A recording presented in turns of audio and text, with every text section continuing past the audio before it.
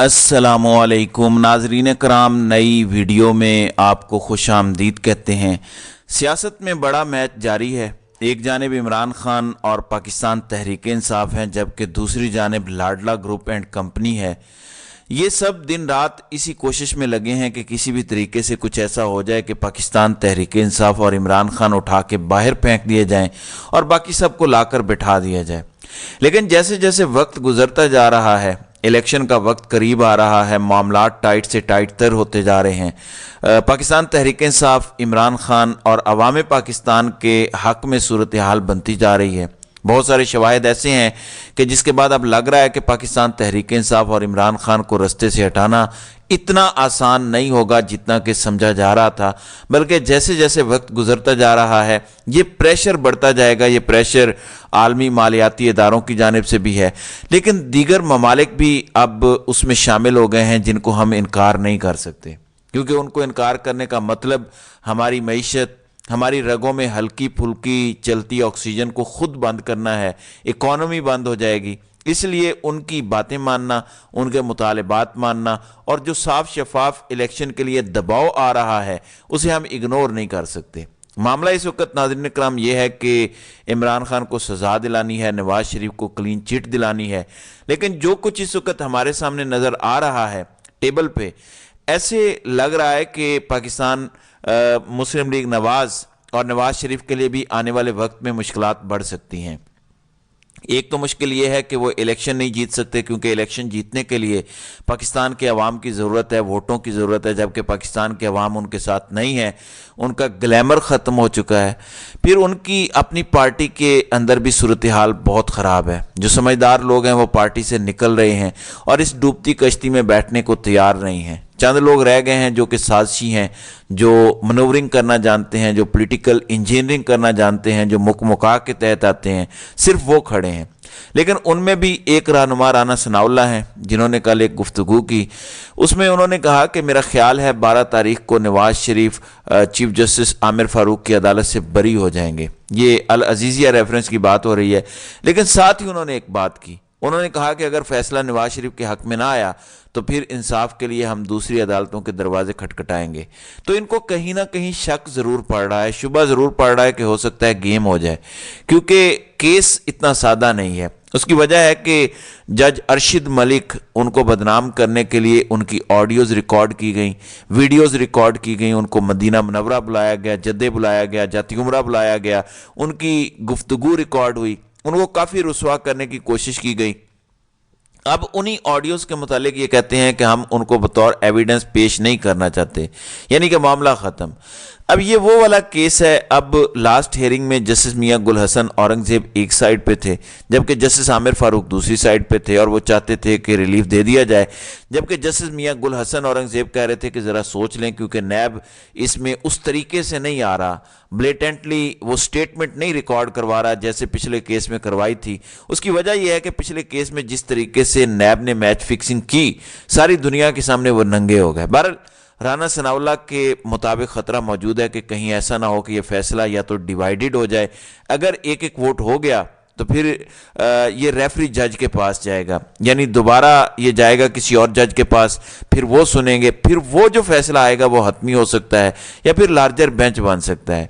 लिहाजा ये ख़तरा पैदा हो रहा है इनको। दूसरी जानिब इमरान खान को किनारे लगाने के लिए, ठिकाने लगाने के लिए कोई अभी तक सॉलिड केस नहीं है। तोशा खाना में जो उनको सज़ा सुनाई गई, जिसमें डिस्क्वालीफाई किया गया, वो कर नहीं सकते थे, क्योंकि उस वक़्त वो रुकने कौमी असम्बली थे ही नहीं। लाहौर हाई कोर्ट के लार्जर बेंच के पास वो मामला जा चुका है। फिर इमरान खान के खिलाफ अलकादिर ट्रस्ट केस है, वहाँ पर 59 गवाहों की लिस्ट है। कोई चांस ही नहीं है कि वो केस जल्दी जल्दी चले और 2 महीने के अंदर ये सम अप हो जाए। अब इस रेफरेंस का नाम इन्होंने रखा है 190 मिलियन पाउंड। अब 190 मिलियन पाउंड तो सुप्रीम कोर्ट के अकाउंट में आया और अब सुप्रीम कोर्ट के हुक्म से फेडरल गवर्नमेंट को वो जा चुका है, सिंध गवर्नमेंट को जा चुका है। उसमें तो एक पैसा भी आगे पीछे नहीं हुआ और इमरान खान या उनके किसी रिश्तेदार को वो पैसा नहीं मिला।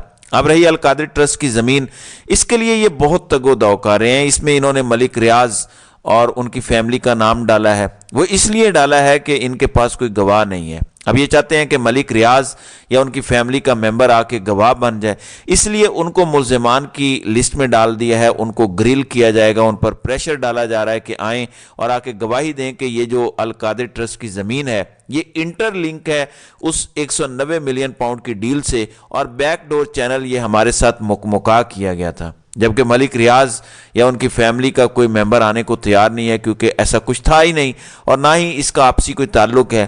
پھر شہزاد اکبر باہر بیٹھے ہیں، ان کے بارے میں یہ کہتے ہیں کہ ریکارڈ کی فائل شہزاد اکبر لے گئے، وہ باہر موجود ہیں، وہ ویڈیو لنک کے ذریعے بیان ریکارڈ کروانے کو تیار ہیں، پاکستان کے لندن ہائی کمیشن میں بیٹھ کے گواہی دینے کو تیار ہیں، لیکن ان کو ریکارڈ نہیں کیا جا رہا۔ پھر ان پر ایک حملہ بھی ہو چکا ہے۔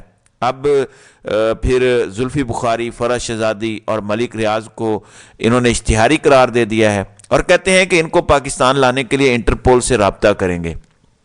اب انٹرپول نے پاکستانی حکام کو کوڑا جواب دیا ہے، اور وہ اس لیے کیونکہ انہوں نے کہا کہ جو پیپ ہیں پولیٹیکلی ایکسپوزڈ پرسن، جن میں جرنلسٹ، سیاستدان اور دیگر بزنس مین ہیں، ان کو ہم انٹرٹین نہیں کریں گے۔ یہ انٹرپول کا کہنا ہے وہ اس لیے نہیں کریں گے کہ پاکستان میں پولیٹیکل وکٹمائزیشن کا، بنیادی انسانی حقوق کی پامالی کا، شہری آزادیوں کی پامالی کا ایک ایسا بدترین سسٹم چل رہا ہے، اس میں ارشد شریف کا قتل ہو جانا، عمران ریاض کا 6 مہینے تک لاپتہ رہنا، اس کے بعد 10,000 سے زیادہ سیاسی قیدیوں کا جیل میں رہنا، پھر عمران خان کا معاملہ، خواتین جیلوں میں ہیں، یہ سب رپورٹ ہو رہا ہے، اور برطانوی پارلیمان اور امریکہ کی پارلیمان میں یہ ایشو اٹھایا جا رہا ہے۔ ایون اقوام متحدہ کے اندر یہ مسئلہ زیر بحث ہے۔ ارشد شریف کے قتل کے معاملے پر اقوام متحدہ نے چٹھی لکھی ہے پاکستانی حکام کو۔ تو بہت کچھ ہو رہا ہے جس کی وجہ سے انٹرپول حکام انٹرٹین کرنے کو تیار نہیں ہے۔ یہی وجہ ہے سرفراز بگٹی نے کہا کہ انٹرپول حکام سے ملاقاتیں کرنی تھی مگر نہیں ہو سکیں، اور ہائی کورٹ میں مجھے پیش ہونا تھا جس کی وجہ سے مجھے واپس آنا پڑا۔ پھر سائفر معاملے میں عمران خان پیچھے ہٹنے کو تیار نہیں ہے۔ انہوں نے جنرل باجوہ کو کہا تھا کہ ہم جنرل باجوہ کو جو ہے وہ بلائیں گے ادھر گواہی کے لیے، ان سے پوچھیں گے کہ کیا کیا سازشیں کرتے رہے ہیں۔ عمران خان کے پاس بطور وزیر اعظم بہت زیادہ معلومات ہیں، ایسا مٹیریل ہے جو باجوہ صاحب کے لیے مشکلات پیدا کر سکتا ہے۔ اب اس کا جواب انصار عباسی کے ذریعے جنرل باجوہ نے دیا۔ انہوں نے کہا کہ باجوہ صاحب کہتے ہیں کہ میں آنے کو تیار ہوں، پھر میں بہت ساری باتیں کروں گا۔ تو ناظرین اکرام، میں آپ کو بتا دوں کہ عمران خان اس سے پیچھے ہٹنے کو تیار نہیں ہے۔ وہ اگلی ہیئرنگ پر بھی یہی بات کریں گے، اور نہ صرف کریں گے بلکہ عدالت کو مجبور کریں گے ان کے وکلاء کے جنرل باجوہ کو بلائیں، اور اگر جنرل باجوہ باکس میں آ کے کھڑے ہو جاتے ہیں پھر فیلڈ اوپن ہو جائے گی اور گراؤنڈ کھل جائے گا سب کے لیے۔ اس میں جنرل باجوہ سے بہت سارے سوالات پوچھے جائیں گے جن کے غلط جوابات وہ دے نہیں سکتے۔ اگر غلط جواب دینے کی کوشش کی گئی تو اس کا فوری کاؤنٹر آ جائے گا۔ تو جب وہ اصل باتیں سامنے آئیں گی، وکلاء جرا کریں گے، اور وکلاء جب باتیں اگلوائیں گے تو بہت ساری باتیں ایسی آئیں گی جو پھر دور تلک جائیں گی، اور اس میں جنرل باجوہ کے لیے بچ نکلنا بہت مشکل ہوگا، کیونکہ باجوہ صاحب نے ایک پیرل سٹیٹ کھولی ہوئی تھی۔ وہ ساری باتیں جب کھلیں گی تو پھر کھلتی ہی چلی جائیں گی۔ اب الیکشن کا معاملہ وہیں کا وہیں ہے، اور سرفراز بگٹی نے ایک بات کی ہے، کہتے ہیں کہ فضل الرحمان کو خطرہ ہے۔ فضل الرحمان کو حال ہی میں مزید خطرات لاحق ہیں ان کی سیکیورٹی کے اعتبار سے۔ اب یہ انفارمیشن معمولی نہیں ہے بلکہ بڑی پرفیکٹ ہے، اور اس کا تعلق کہیں نہ کہیں جو ہے وہ جڑے گا۔ اس کا تعلق پھر الیکشن سے ہو سکتا ہے، کیونکہ فضل الرحمان نے پنجاب، خیبر پختونخوا اور بلوچستان میں کمپین چلانی ہے، تو ان کی سیکیورٹی کا یہ مسئلہ اس وقت کیوں اٹھایا گیا ہے۔ دوسری جانب سعودی عرب کے بارے میں اطلاعات ہیں کہ شاید ان کو کچھ ٹروپس چاہیے، لیکن اس کے لیے ضروری ہے کہ وہ کسی منتخب حکومت کے ساتھ معاملات کریں۔ پھر سعودی عرب، UAE، کویت، یہ تینوں، اور پھر ساتھ چائنا، یہ تمام ممالک ایک ہی بات کر رہے ہیں، یعنی مختلف کیمپس کے ہیں لیکن ایک ہی بات کر رہے ہیں پاکستانی حکام سے کہ پاکستان میں صاف شفاف انتخابات ہونے چاہیے۔ سرمایہ کاری ہے یا کوئی ایگریمنٹ ہے، بزنس ڈیل ہے، وہ ساری کی ساری تب ہوگی جب الیکشن ہو جائیں گے۔ پھر IMF اور ورلڈ بینک بھی یہی بات کر رہا ہے۔ تو یہی وجہ ہے کہ باوجود چاہنے کے پاکستانی اسٹیبلشمنٹ الیکشن سے راہ فرار اختیار نہیں کر پا رہی، اور ان ممالک کے دباؤ کی وجہ سے یہ توقع کی جا رہی ہے کہ 8 فروری کو ہر صورت الیکشن ہوں گے، اور عمران خان کے خلاف سالڈ کیسز نہ ہونے کی بنیاد پر عمران خان کو بڑا ریلیف ملنے کا امکان ہے۔ تو ناظرین کرام، آپ کی اس ویڈیو کے حوالے سے کیا رائے ہے؟ آپ اپنی رائے کا اظہار کامنٹ سیکشن میں ضرور کیجیے گا۔